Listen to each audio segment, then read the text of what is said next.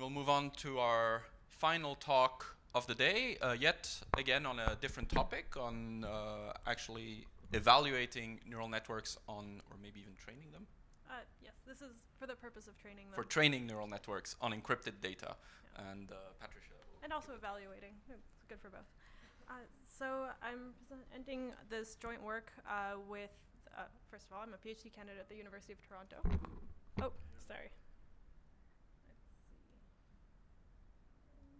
So I'm a PhD student at the University of Toronto, and this is joint work with my advisor, Gerald Penn, who is sitting right there, and our wonderful collaborator, Sergei Gorbanov from the University of Waterloo.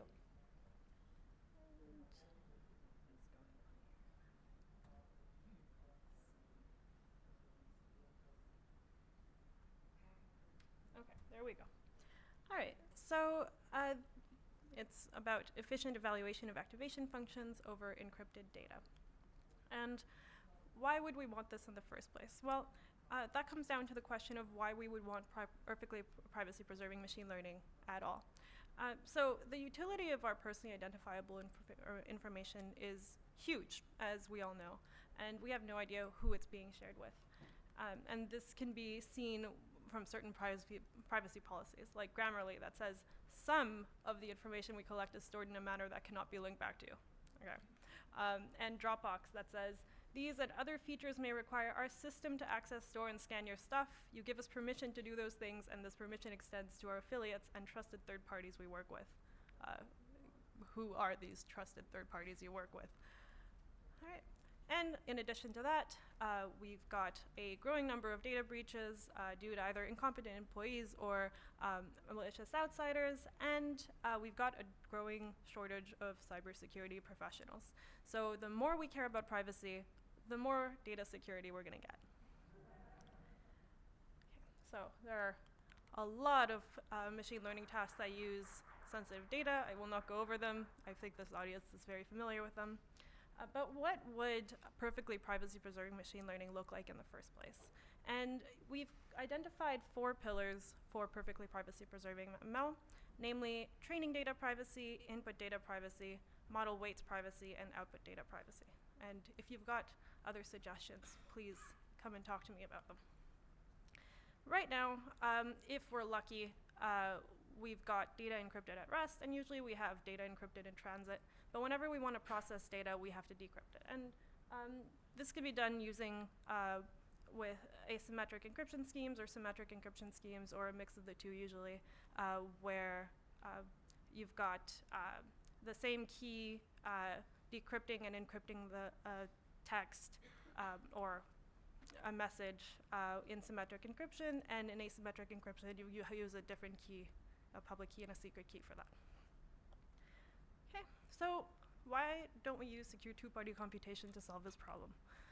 Well, in theory, if we had a secure two-party computation protocol that could perfectly do machine learning, any machine learning task between a data owner and a service provider, we would still run into problems. Namely, it could incur very high communication costs. The data owner could have low computational capacity, and the data owner could be offline. So what can we do? Hopefully, one day we'll be able to use homomorphic encryption for this task. And this is where our work brings us a little bit closer to that. So the idea behind homomorphic encryption is that you can perform the same computation that you would between 2 messages and then encrypt that. That'll be equivalent to performing that computation between 2 ciphertexts. Is everybody familiar with ciphertext and plaintext as terminology? Okay. All right. And generally, these computations are addition and multiplication. So the most common example is that you've got a data owner. The data owner has a key. It could be either a public key or a secret key, depending on whether you're using symmetric or asymmetric encryption. They could have a few messages that they want to send to a service provider for processing. So they encrypt those messages. The service provider processes them in the encrypted domain, sends them the encrypted values back, and the data owner decrypts them, with the service provider never having had any idea what those messages were or what the output was of the system. So homomorphic encryption fits in to the perfectly privacy-preserving scheme in that it assures input data privacy, output data privacy, and to a certain extent model weights privacy. The model itself could be encrypted, but it doesn't say anything about you not being able to reverse engineer the weights themselves. Okay, so why is homomorphic encryption interesting? Why would it actually work? Well, one of the main things about it that makes it good for machine learning is that it is probabilistic. It's a probabilistic encryption scheme, which means that two messages can be encrypted in two different ways. Sorry, one message can be encrypted in two different ways. If an adversary has polynomial resources, they're not going to be able to distinguish between the same message encrypted twice, or yeah, more than twice. Okay. So in practice, we've got easy operations, which are linear and polynomial operations, and we've got difficult operations, which are non-polynomial operations. And these non-polynomial operations are the problem because activation functions tend to be non-polynomial. So how do we deal with them? Previously, there has been work that used x squared as an activation function instead of ReLU. And there have been distant polynomial approximations of the sigmoid function used instead of the sigmoid function in self-fault training a neural network. Now, for the work using x squared as an activation function, it worked great for their MNIST OCR. And the main issue there is that when you're using x squared as an activation function, it's not going to converge in all cases. Now, with the approximation of the sigmoid function, the issue there is that if you are running a neural network that's supposed to output a probability, that's not going to work because the values can go above 1 or below 0 for these approximations. But if you can use these in whatever tasks you're using them for, fantastic. You should. They are fairly efficient. So what we do is we show how to represent the value of any function over a defined and bounded interval, given encrypted input data without needing to decrypt any intermediate values before obtaining the function's output. And this becomes not so much a machine learning problem, so much as a numerical computation problem. So for our setup, we are using what's called the RLWE, or ring learning with errors-based Rekursky-Fehn-Verga-Terran homomorphic encryption scheme. If you want details about that, come and talk to me afterwards. We perform component-wise addition and component-wise multiplication in the encrypted domain. I'll explain what that is in the next slide. And we use E star to denote that star as an encrypted value. We encode floating point numbers by multiplying them by 10 to the phi and rounding to the nearest integer, where phi is our desired level of precision. Now, the reason we do that is because the BFV scheme only allows for computations to be performed on integers. There is a scheme called CKKS, which is being used for performing computations on encrypted floating point numbers, but it's less numerically stable than BFV. If you can use CKKS for your tasks, that's great too. You then don't have to do that last part. So what do I mean by component-wise multiplication versus component-wise multiplication, component-wise addition?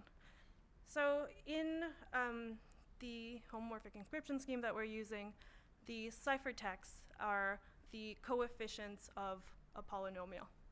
So you can perform addition between two polynomials normally, and that adds the two ciphertexts together. And then depending on the setting that you choose, you can either multiply component by component. Oh, sorry.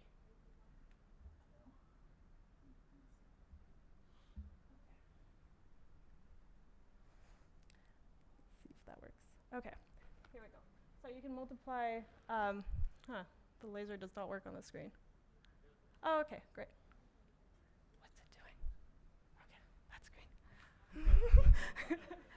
All right. So as you can see, you've got 0 times 1, 4 times 6 is 24, and so on option 1. And for option 2, what you're doing is just regular polynomial multiplication, and you've expanded the number of ciphertexts that you're using.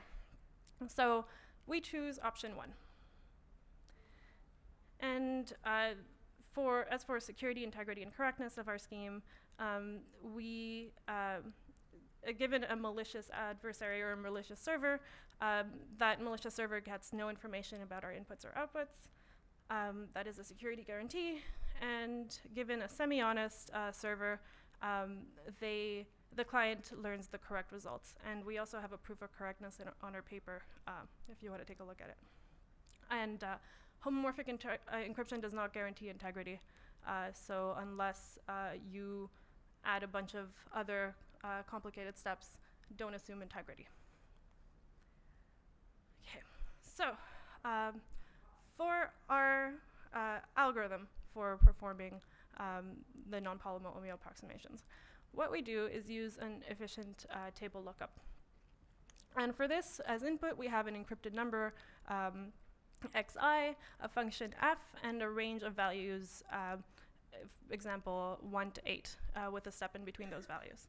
And this function f could be your sigmoid function, for example.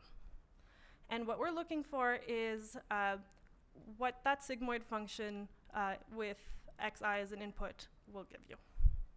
So we create a vector of indices I from the input range that we're given, plus a 0 on top. We create a vector of results of f applied to each of those indices, plus 1, denoted fi, and a vector x, which has exi as a repeated value. So in this case, let's say xi is equal to 4. Okay. So we take this vector of encrypted 4s, subtract the vector of indices from it, and we get this vector with a 0 right under the location that we want that 1 to be. And notice that we have a 1 and a 0. It's really nice, but all the other values are not 1 and 0, or not 0 where we want it to be. So what do? We are going to rotate by 1 and then multiply. We get 2 zeros. We rotate by 2 and then multiply. We get 4 zeros, and rotate by 4 and multiply. And we have an encrypted integer right where we want it, and zeros everywhere else. Yay. But this isn't a 1. So how do we deal with that? We can either keep that encrypted value as a denominator and keep track of it during our next computations, but this could become a little cumbersome unless you're doing log afterwards. But okay. Or we could exploit the fact that our LWE-based schemes use plaintext moduli. And I didn't mention this before, but it's a fundamental part of our LWE schemes. So the idea here is that if we take the same two polynomials that we added in the previous explanation of component-wise versus polynomial operations, we then have the values modulo 7 at the bottom. So just regular modular arithmetic. Okay. So since we know I, and we know every possible value that xi could be, and the plaintext modulus p, we can pre-compute the following vectors. And let's take the plaintext modulus that was 7 in the previous slide to be 65,537 in this one.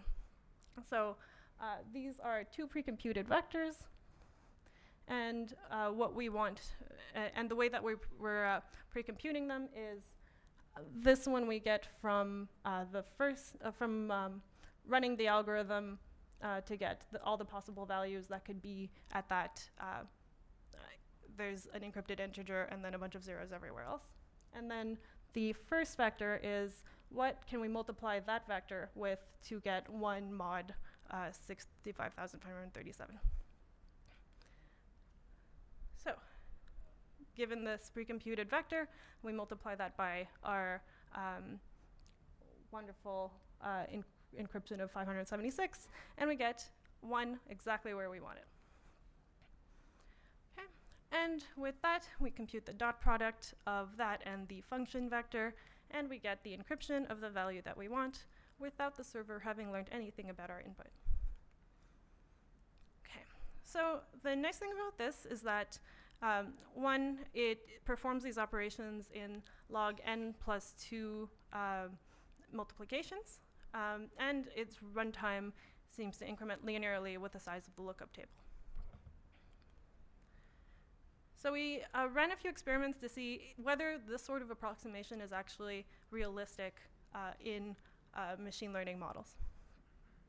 So we ran this on, we replaced the 2 ReLU functions on the Sigmoid function with our approximation method within a variational autoencoder that predicts MNIST digits. The loss was minimized at a phi equals 1 using a truncation method. So we tested both truncating the precision of the, we tested both truncating the values at precision 5, 4, 3, 2, etc., and rounding. And for this case, truncation seemed to work best. And we still get a very reasonable loss at phi equals 0 using the rounding method. Okay.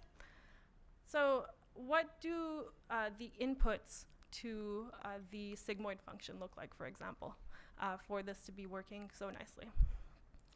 So we ran an aggregate number of distinct we ran 10 epochs of the VAE and present the aggregate number of distinct values that are input into the sigmoid function of that VAE. So the x-axis is showing the input values, the y-axis is showing the quantity of inputs with those values. And we've got, 549,000,003 of many distinct values for A. We've got 52 distinct values for B and 6 for C.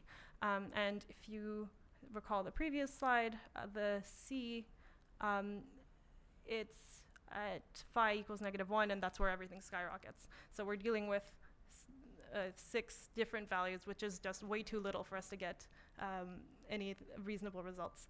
But at 52 values, we've got pretty nice results. So we only need a lookup table of size 65 for this function, which is pretty small. We also experimented with MNIST image classification, and at phi 0 with rounding and at phi equals 1 with truncation, we get a pretty good loss and accuracy. Okay. And this is with replacing the 3 ReLU activation functions within the classifier. Okay, so what we want you to take away from this is that using homomorphic encryption for machine learning is really less of a machine learning problem at this point and more of a numerical analysis problem. We can protect users' private data while continuing to use them for machine learning in general using methods like these integrated within encrypted neural networks. And when we're deciding to implement a neural network using homomorphic encryption, we need a very, very clear understanding of the problem we are solving. And that includes what kind of values we're getting throughout the network. Thank you. And if you want an introduction to homomorphic encryption, you can check out our blog, Privacy Preserving Natural Language Processing.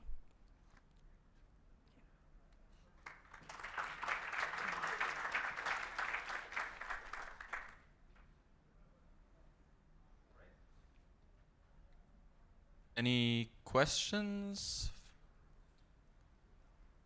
Go ahead.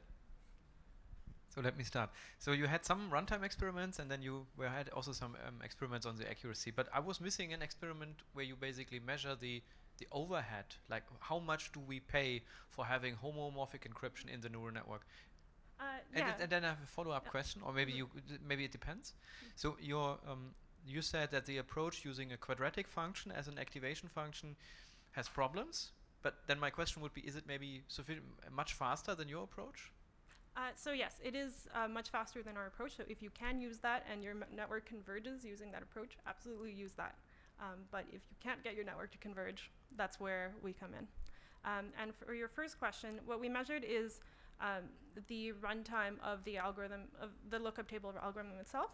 And the reason we don't mention the overhead is because it just takes milliseconds, an inconsequential number of milliseconds to compute a sigmoid function on unencrypted data. So the overhead is basically the whole runtime that you see there. Yeah.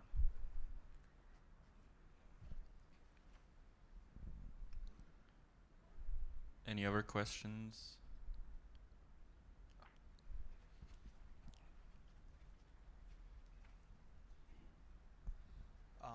Hi, where'd you go? Sorry. So one of the things about machine learning is that you also want some other properties with it, like explainability and other kinds of things. So would you be able to, do you think that you can do those, have those properties even when your data is encrypted and everything else goes into the network is encrypted?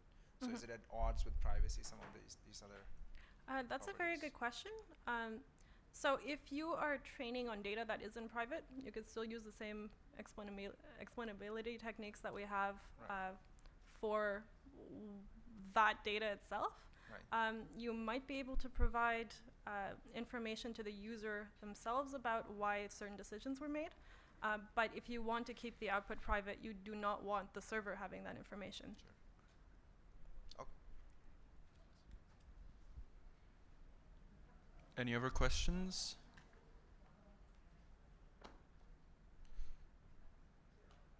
So I guess I'll have one. This is I don't want this question to be too adversarial, but sort of how far do you see these techniques scaling? Sort of is there hope that at some point we can evaluate an ImageNet model with homomorphic encryption? That's a really good question, and there is a lot of work being done within the homomorphic encryption community to speed up these methods, well, homomorphic encryption methods. One work that you might want to look at is work by Glenn Gulak and his student Al Hassan, where they create a GPU-compatible homomorphic encryption library, which speeds up operations by 1,000 or more. Cool. Thanks. So let's thank the speaker again.